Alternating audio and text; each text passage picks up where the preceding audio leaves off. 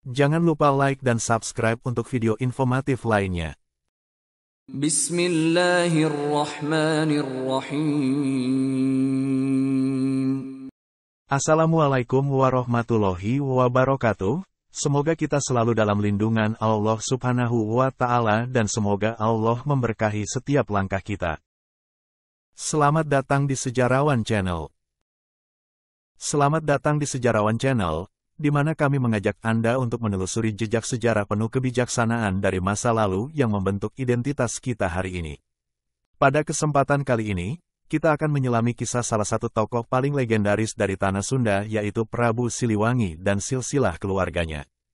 Di tengah kemegahan zaman kerajaan di Nusantara, tersembunyi satu sosok besar dari Tanah Sunda yang namanya tak lekang oleh waktu, yaitu Prabu Siliwangi. Seorang raja besar yang memerintah kerajaan Pajajaran, salah satu kerajaan yang paling terkenal di Jawa Barat pada masa itu. Prabu Siliwangi, atau yang dikenal juga dengan nama asli Sri Baduga Maharaja, adalah simbol keagungan, kepemimpinan, dan kemakmuran di Tanah Sunda. Cerita tentang Prabu Siliwangi tidak hanya tertulis dalam prasasti dan babat-babat kuno, tetapi juga mengalir dari mulut ke mulut dalam legenda dan tradisi lisan masyarakat Sunda. Kisahnya begitu kaya dengan petualangan, spiritualitas, dan kearifan yang tak terlupakan. Namun, di balik sosoknya yang megah, terdapat kisah lain yang lebih personal, kisah tentang keluarga besar Prabu Siliwangi, dari istri-istrinya, anak-anaknya, hingga cucu-cucunya yang memainkan peran penting dalam sejarah dan budaya Jawa Barat. Mari kita menyelami cerita ini lebih dalam. Prabu Siliwangi terlahir dengan nama Sri Baduga Maharaja. Ia adalah putra dari Prabu Dewaniskala, raja dari kerajaan Galuh, dan Dewi Larasarkati, seorang putri dari kerajaan Sunda. Kedua kerajaan ini, Sunda dan Galuh, adalah kerajaan yang berkuasa di wilayah Jawa Barat, namun selama beberapa abad, keduanya terpisah sebagai entitas politik yang berbeda. Pada tahun 1482, Sri Baduga Maharaja naik tahta dan menyatukan kedua kerajaan ini menjadi satu kekuatan besar di bawah nama Kerajaan Pajajaran. Gelar Prabu Siliwangi diberikan kepadanya sebagai simbol kekuatan dan keteguhan hati, karena selama pemerintahannya, Pajajaran mengalami kemakmuran dan stabilitas yang luar biasa. Prabu Siliwangi adalah seorang pemimpin yang dihormati, bijaksana, dan dekat dengan rakyatnya. Ia dikenal pula sebagai tokoh yang memiliki kecerdasan politik yang tinggi. Pemerintahannya berfokus pada kesejahteraan rakyat, pembangunan infrastruktur, serta menjaga hubungan diplomatik dengan kerajaan-kerajaan lain di Nusantara. Namun, lebih dari sekadar pemimpin politik, Prabu Siliwangi juga dikenal karena silsilah keluarganya yang begitu berpengaruh. Dalam tradisi kerajaan-kerajaan Nusantara, pernikahan seringkali dilakukan untuk memperkuat aliansi politik. Prabu Siliwangi pun tidak lepas dari tradisi ini. Ia memiliki beberapa istri yang berasal dari berbagai kalangan bangsawan dan kerajaan tetangga. Setiap pernikahan tersebut bukan hanya hubungan personal, tetapi juga simbol aliansi strategis untuk menjaga kekuatan politik dan diplomasi kerajaan. Salah satu istri Prabu Siliwangi yang paling terkenal adalah Nyi Subang Larang, putri dari Ki Gedeng Tapa, seorang tokoh penting di kerajaan Singapura, bukan negara Singapura, melainkan sebuah kerajaan di wilayah Karawang. Nyi Subang Larang adalah sosok yang unik dalam sejarah, karena ia adalah seorang Muslim. Sebelum menikah dengan Prabu Siliwangi, Nyi Subang Larang pernah menuntut ilmu agama Islam di bawah bimbingan Syekh Kuro, seorang ulama besar di Jawa Barat pada masa itu. Pernikahan ini membawa pengaruh Islam ke lingkungan keluarga kerajaan Sunda.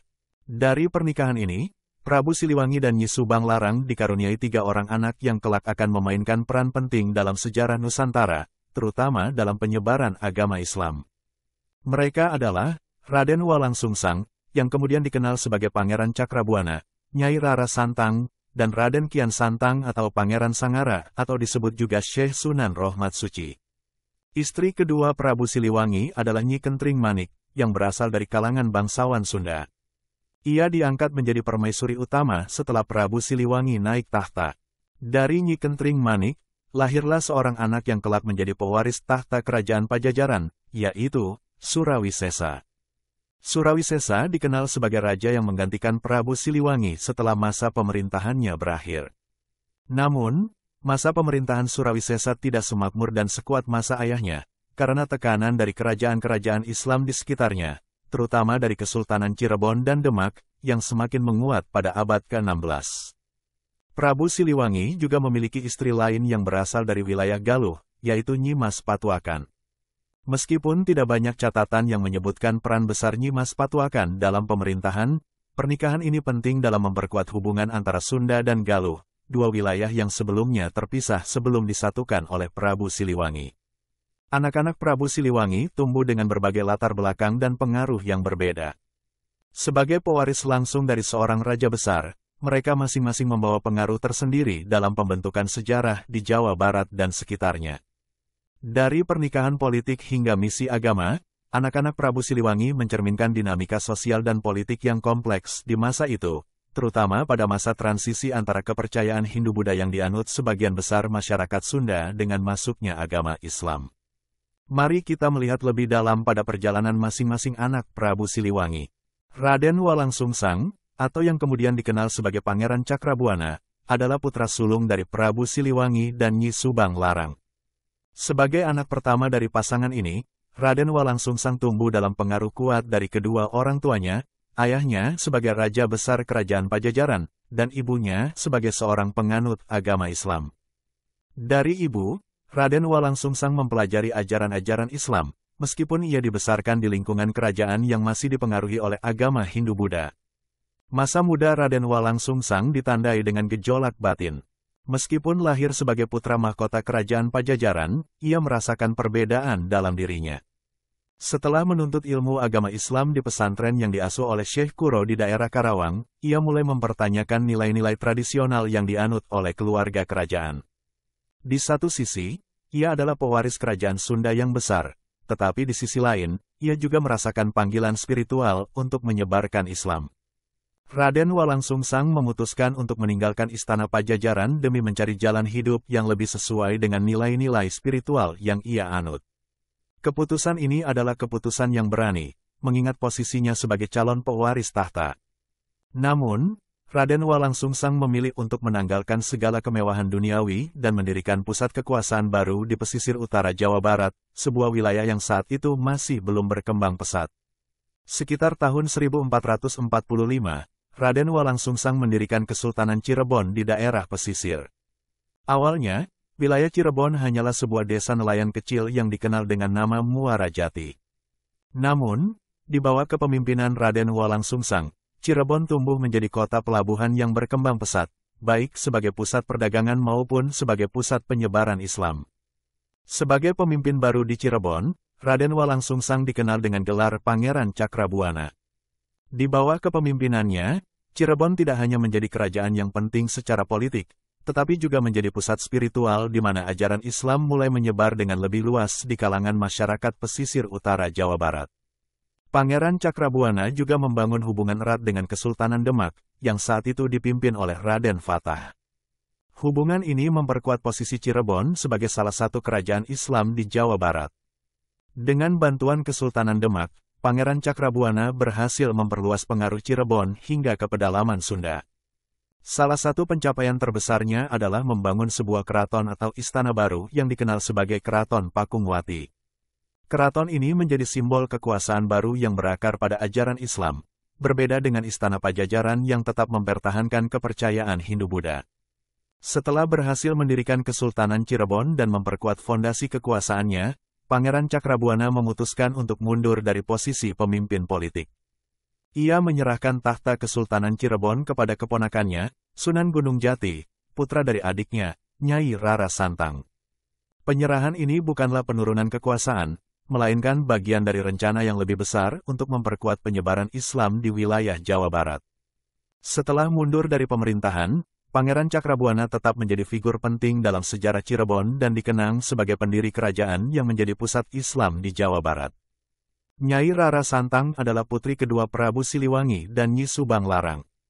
Seperti kakaknya, Nyai Rara Santang juga memeluk Islam sejak usia muda, berkat pengaruh ibunya.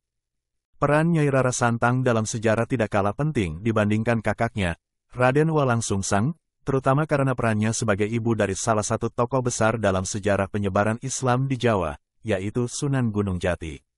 Salah satu peristiwa penting dalam kehidupan Nyai Rara Santang adalah perjalanannya ke Mekah untuk menunaikan ibadah haji. Pada masa itu, perjalanan ke Mekah merupakan perjalanan yang sangat sulit dan memerlukan waktu yang lama.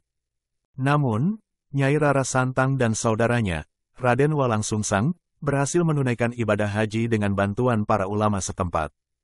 Di Mekah, Nyai Rara Santang bertemu dengan seorang bangsawan keturunan Arab bernama Syarif Abdullah yang merupakan keturunan dari Nabi Muhammad SAW, yang kemudian menjadi suaminya. Pernikahan ini memperkuat hubungan antara Kesultanan Cirebon dengan dunia Islam internasional. Dari pernikahan ini, lahirlah seorang anak yang kelak dikenal sebagai Syarif Hidayatullah, atau lebih dikenal dengan nama Sunan Gunung Jati, salah satu dari Wali Songo. Sebagai ibu dari Sunan Gunung Jati, Nyai Rara Santang memainkan peran besar dalam mendidik dan membesarkan anaknya dengan ajaran-ajaran Islam. Nyai Rara Santang adalah simbol transisi dari kepercayaan Hindu-Buddha yang dipegang oleh ayahnya, Prabu Siliwangi, ke ajaran Islam yang menjadi dominan di wilayah Jawa Barat pada masa itu.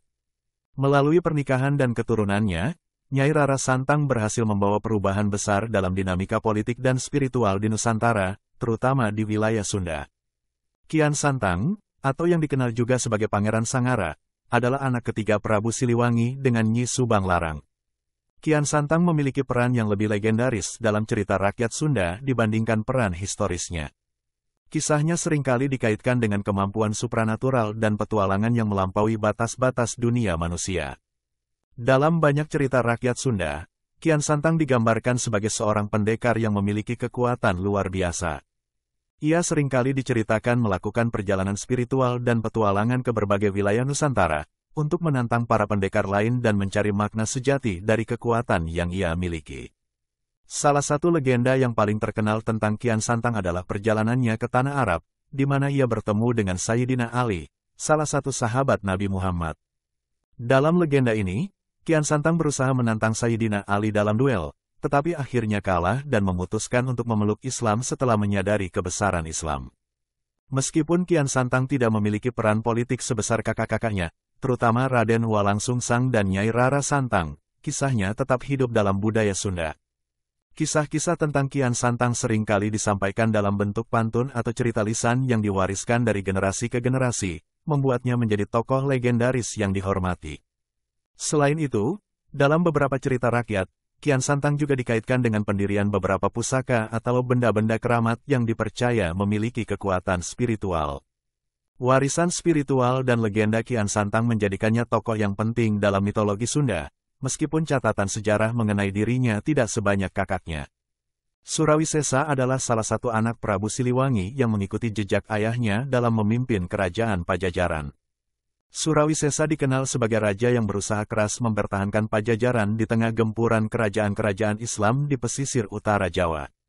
Setelah anak-anak Prabu Siliwangi menjalani kehidupan yang membawa pengaruh besar, terutama dalam transisi ke Islam, cucu-cucu Prabu Siliwangi melanjutkan tradisi ini dengan lebih kuat.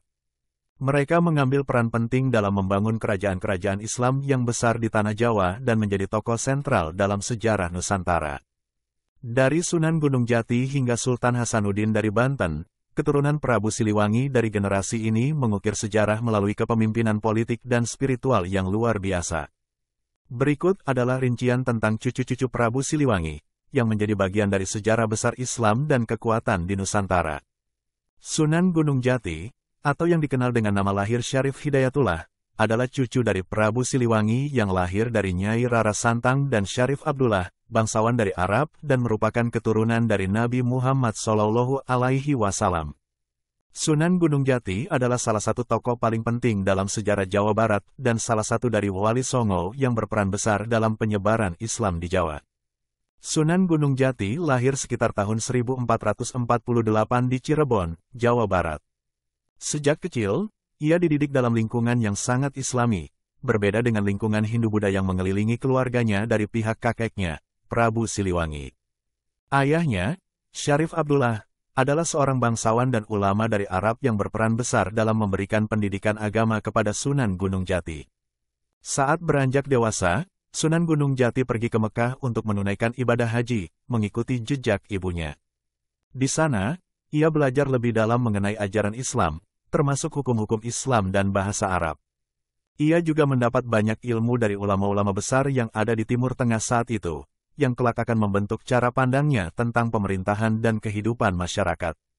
Setelah menuntut ilmu di Mekah, Sunan Gunung Jati kembali ke Tanah Jawa dengan membawa misi besar, yakni menyebarkan Islam dan mendirikan sebuah pemerintahan yang berlandaskan pada ajaran Islam.